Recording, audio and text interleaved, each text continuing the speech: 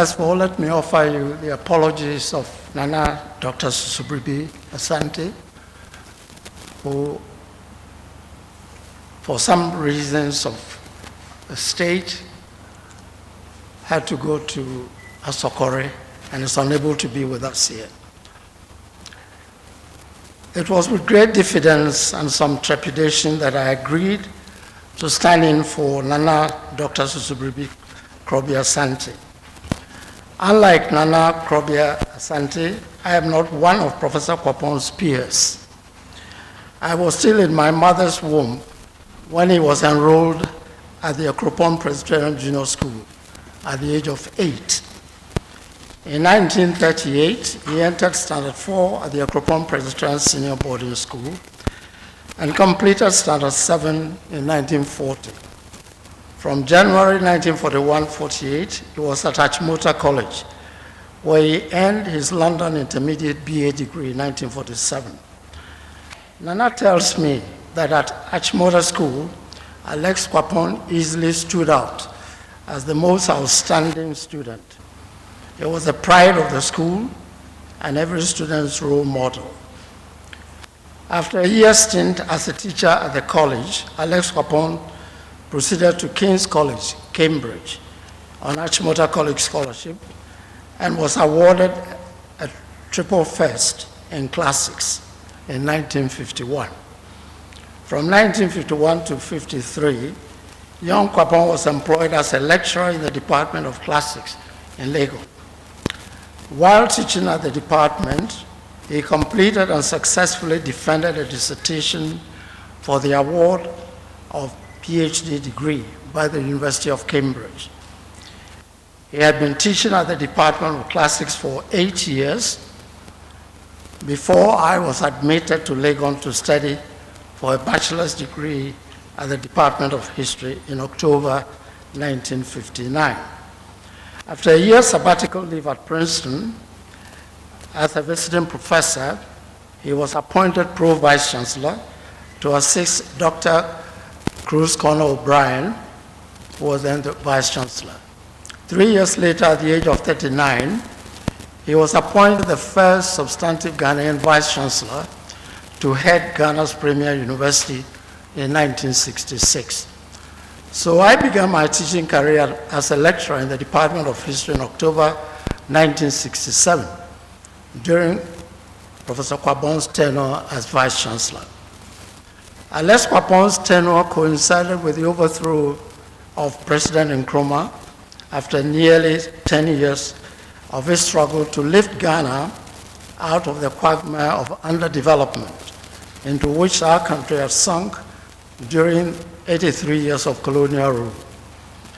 Up to 1882, the three main agents of British influence in West Africa, the government, the trader, and the missionary, were agreed that territorial expansion in West Africa was neither desirable nor necessary.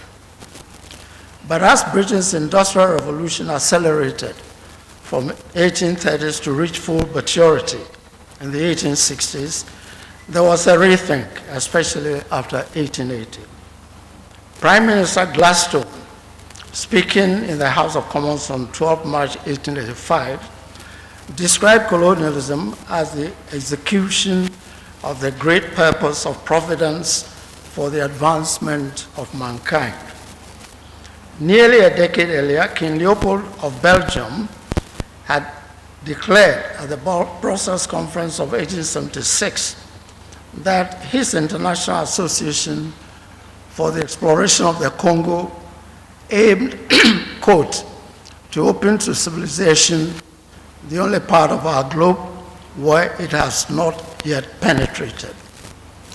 But Europe's self-imposed responsibility of bringing development to Africa, known to many as the white man's burden or mission civilisatrice, turned out to be a cant phrase, a hoax, to mask the reality of Europe's intention of exploiting Africa's natural resources for her own benefit.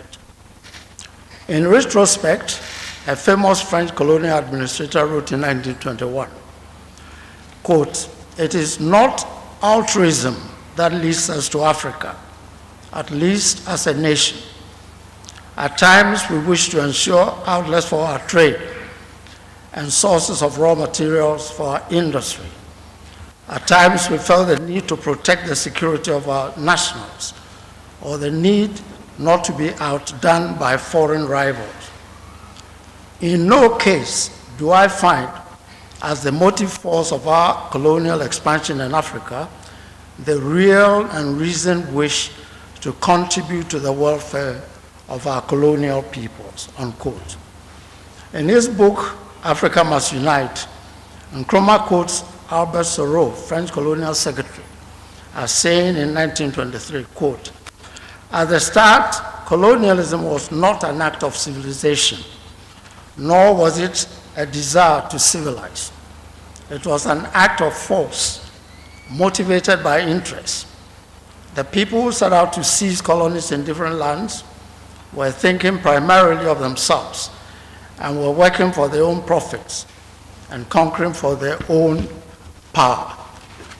The origin of colonialism is nothing else than enterprise of individual interest, a one-sided and egotistical imposition of the strong upon the weak," unquote.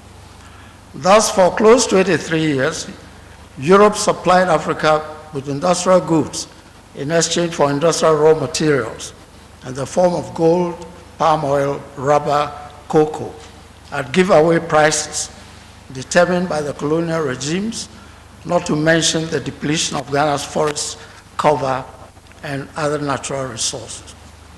After Ghana's attainment of independence in March 1957, Kwame Nkrumah was in haste to liberate the entire continent from colonial exploitation and create a union of independent states of Africa for effective development of the continent's resources through Ghanaian-led industrialization for the benefit of Ghanaians.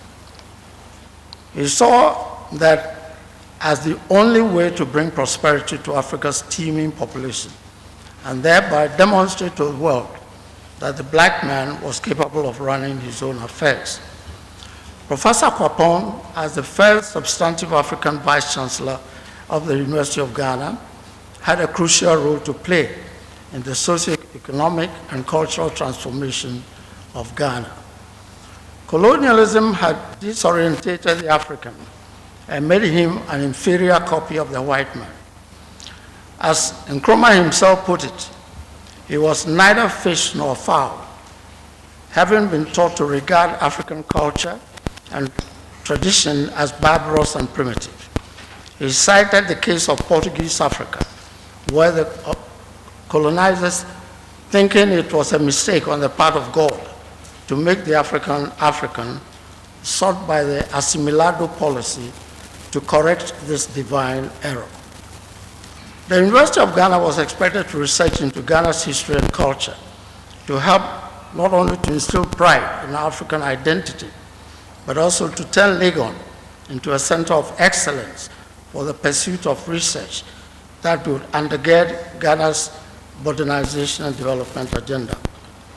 Professor Kwapong demonstrated a rare capacity and zeal for fundraising from such world-renowned institutions as the Ford Foundation, the Rockefeller Foundation, and the Carnegie Corporation, for the required infrastructure development and capacity building at Legon.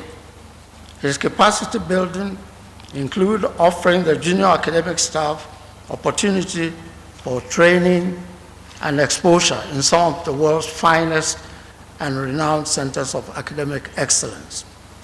Today, the Institute of Statistical, Social and Economic Research, the Regional Institute of Population Studies, the Law Faculty, the Institute of African Studies, all stand as permanent memorials to his astuteness, courage, initiative, and drive.